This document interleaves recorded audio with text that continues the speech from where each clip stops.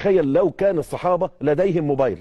عمر الفاروق روى أصحاب السير أنه كان يخطب على منبر النبي صلى الله عليه وسلم، وكان قد أرسل جيشا على قيادته سارية، ثم وهو يخطب مع الناس ويحدث الناس فجأة نادى وقال: يا سارية الجبل الجبل.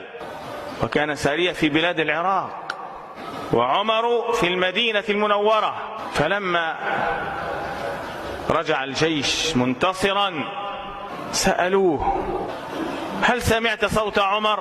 قال: نعم، ولولا أني سمعت هذا الصوت وانحزت إلى الجبل لأصابتنا الهزيمة.